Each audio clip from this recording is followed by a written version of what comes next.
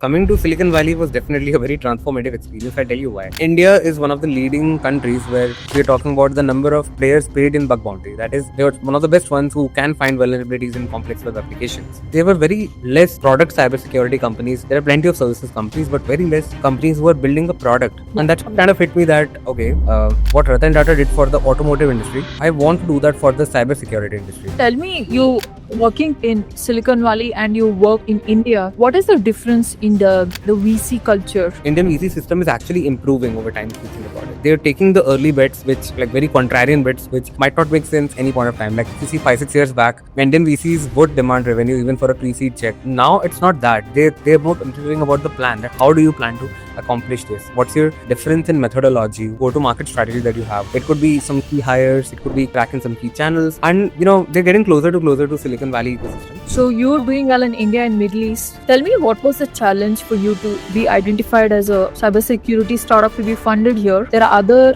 kinds of founders from other countries. They're getting a lot of preferences. What is it like for Indian cybersecurity founders to break in? I think it all boils down to the network. Relationships matter in cybersecurity, and you need to crack that. There is no way out. You need to build a relationship. Why? I want to ask a wrap-up question. Here you are competing with incumbents. You have a very fresh mindset. Let's say there is a person sitting in IIT Roorkee dorm and they're building another cybersecurity company and they have to pitch to General Catalyst or Y Combinator. What will you tell that kid? What I would tell them is,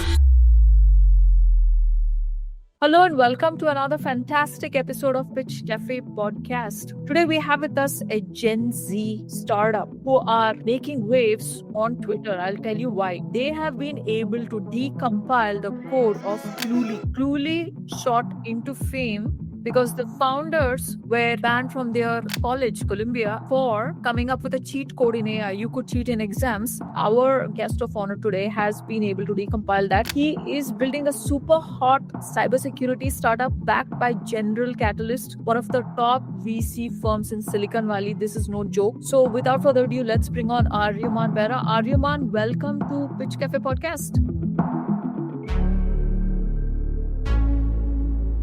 thank you. It's a pleasure to be here. You are the CEO and co-founder of Repello AI. How does it feel, back from the IIT Roorkee dorms? Here you are in Silicon Valley just 2 years after graduating. You are on your second startup. Tell us what it is like to start a company as a student founder. Thanks a lot for having me on the podcast. I think the journey from being a student, having a lot of competitions in cybersecurity, CTS, and then being on the other side where you're actually selling to the same persona of folks, security engineers, head of security, CISO. That's been awesome because I've been on the attacker side where I know about how attackers actually approach any particular organization. What is their modus operandi when they are making a breach? How did you learn the attacker side? Tell us more about that. So what happened was, as I mentioned, in the CTFs, captured the flag events, you're given a set of vulnerable challenges and you have to use a lot of hit and trial. You have to use your knowledge of web security, reverse engineering, forensics in order to break that particular application. What that means is maybe that could be a live application and you want to leave the database. You want to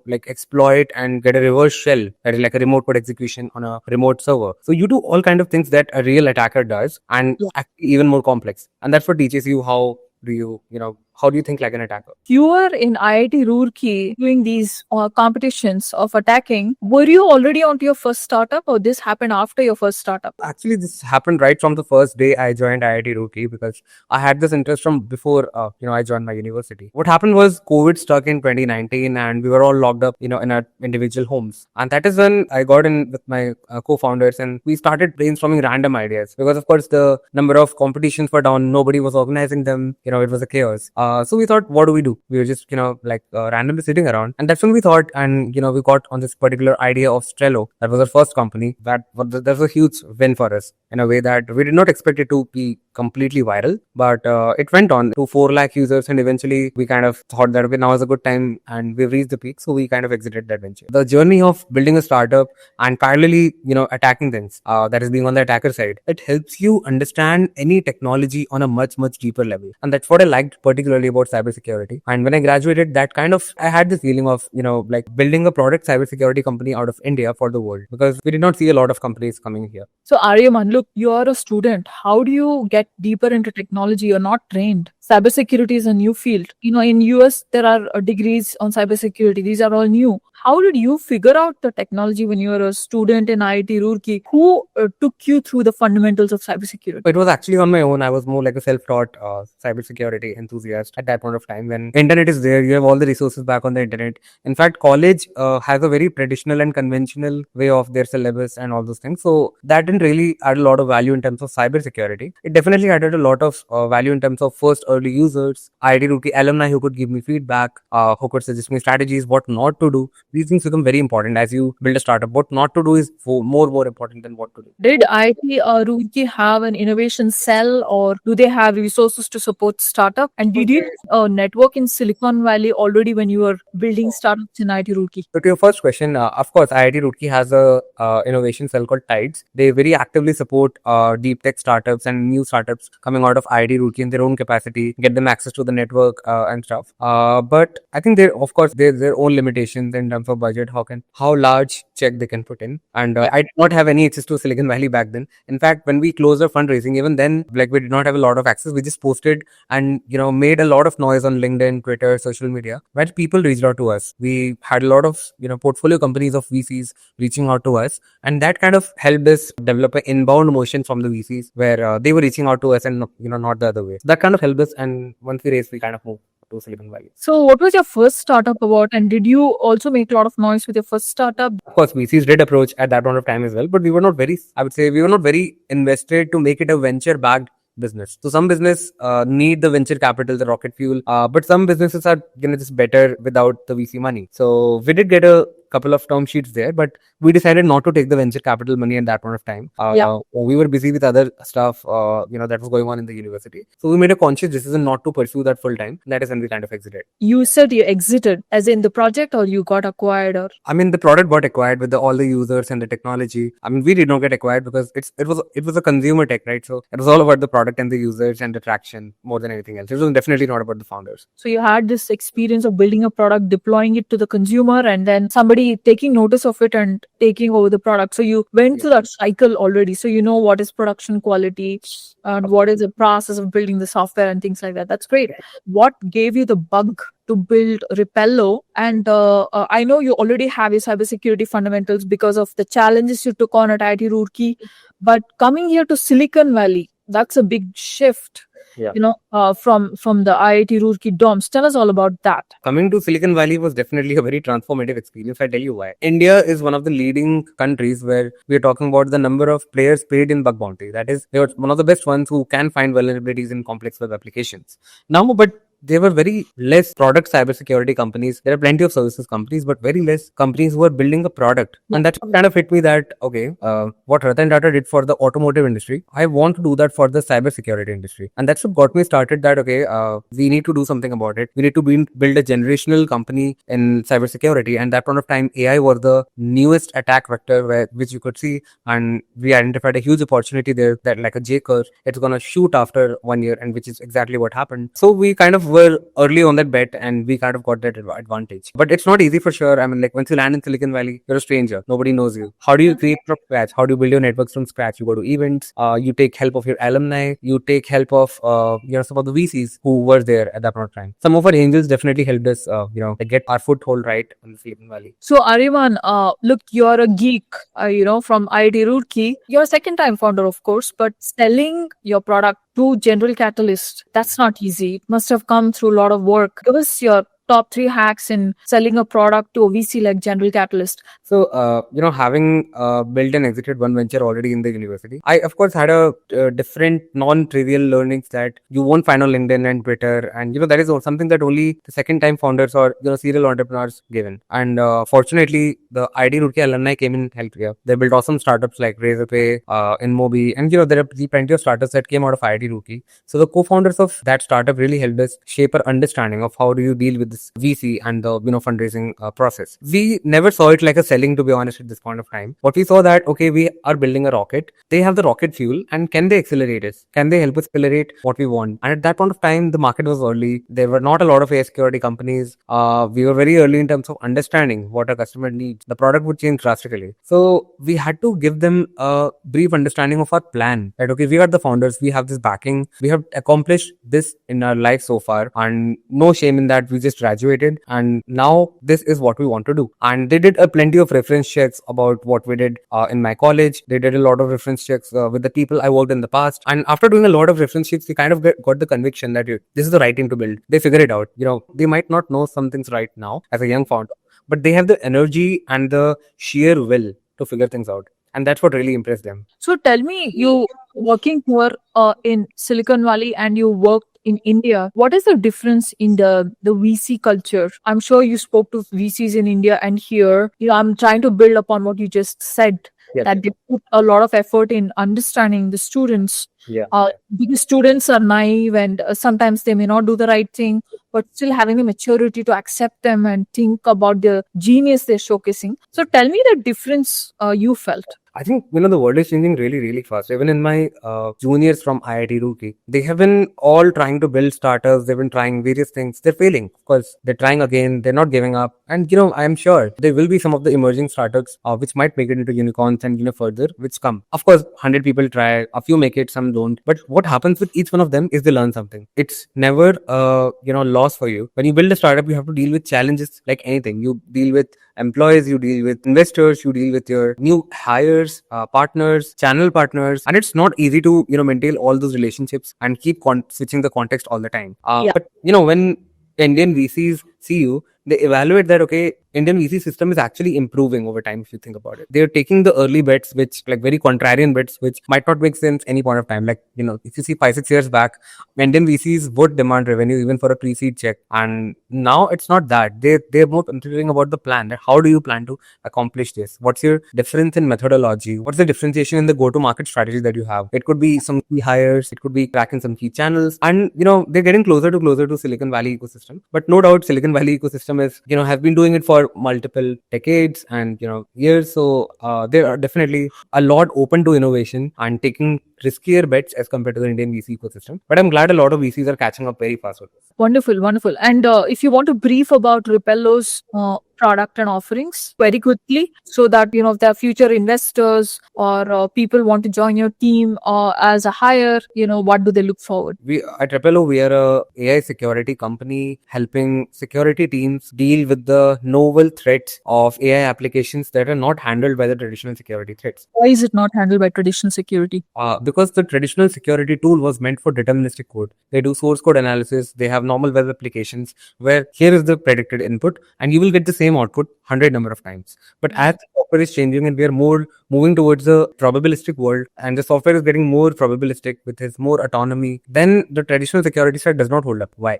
I'll give you a very simple example. The new AI applications that are built on top of very different architecture. Like they have an underlying foundation model like OpenAI, Anthropic. You have a couple of system prompt layer on top of that. And then you connect it with various data connectors. You augment external data to this particular AI application. You set the context right. Now, in this application, it's all in English. I mean, the most of the things that are being processed by the LLMs are system prompts. They are, data that is natural language. And when natural language is being processed by the traditional security tools, they were not meant for that. They were meant for scanning code. They were meant for scanning applications that are deterministic. The new AI applications require a very, very different kind of security stack. And that's exactly what we're building at Repello AI. Why isn't it already there in the market? I mean, there's so many acquisitions. For example, Wiz got acquired by Google.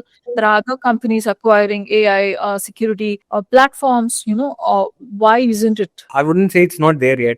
People are building companies. There, in fact, are over $1 billion already spent in acquisition of AI security companies so far. So I mean, that kind of validates the market as well, that okay, this is not going anywhere. This is not going to be a, just like a hype cycle. It's going to stay. And as AI adoption is going to accelerate in the world, there is a huge opportunity, maybe bigger than cloud security, that might be existing here. Which is why, we are so bullish on Repello AI. And it's a large market for having enough different competitors. And it's not like a one sharp elite all the companies here in this space. There is a possibility for multiple companies to exist. Aryaman, how many people are there in your company and are you looking to hire? Yes, so definitely we're 11 people right now, including everyone, and we are definitely looking to expand on the software development, machine learning, and we're also hiring a go-to-market person for us to lead certain geographies that are coming up, especially the India and the Middle East and the ASEAN market. So you're doing well in India and Middle East. Tell me, what was the challenge for you to be identified as a cybersecurity startup to be funded here? There are other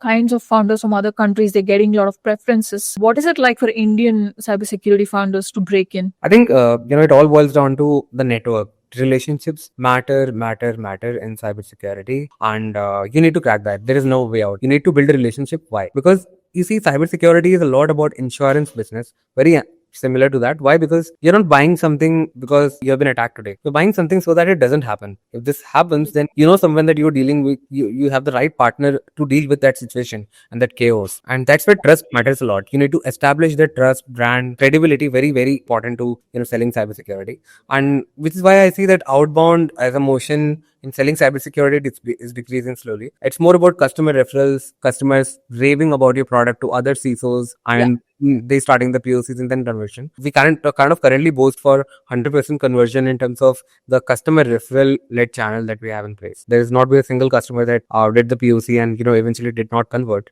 if that was recommended by another customer, which kind of reinstates the fact that why trust is so important to build in cybersecurity. You decompiled Cluely. It's unbelievable. It's one of the hottest startup here. Everyone's talking about. You decompiled it. How did that happen? And what are your thoughts on ethics in AI and cybersecurity? Sure. So I think to technically correct a little bit, decompilation was a very small part of that, and that was not very technically difficult. Any electron application that is out there can be decompiled into some form of or other. It's kind of like distillation. AI distillation, decompiling is at a compiler level. So not really. What we do is basically we open that application, we decompile that application to know what specific text that is there and not obfuscated. Means something like system prompt. What are the underlying models being used? What are some of the things that they're using for speech engine? Like what is the transcription layer? So it gives you a good blueprint of the overall Cluely application as a whole. And definitely you can use that to recreate Cluely if you want something.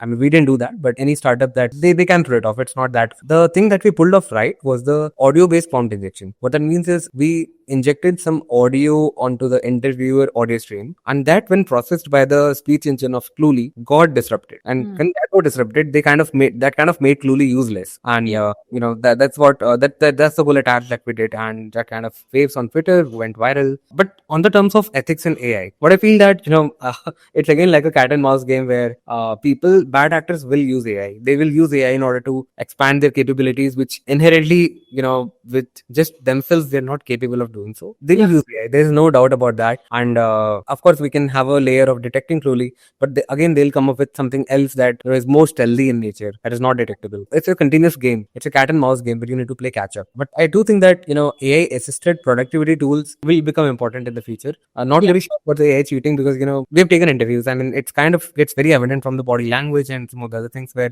that this person is not really meant for me. It's kind of it definitely wastes the time of both the parties, but it's not very hard to get that. So Aryaman, what amazes me is you're head-on competing with the cybersecurity giants. You're a student. You came from IIT Roorkee in the dorms. That's where. So, what is the biggest takeaway for people to stay relevant here? Because you don't have that kind of 30, 40 years of experience building a cybersecurity company or Fortune 500 company. You're competing with them. What is the biggest lesson here? Sure, I'll tell you something which might be a little controversial. I think everyone's a student. Everyone's got to learn. Everyone's got to have their own lessons of life, and then eventually you have to figure out things. Be it on academics, be it on building a company, be it going through something personal. It's all everyone's a student.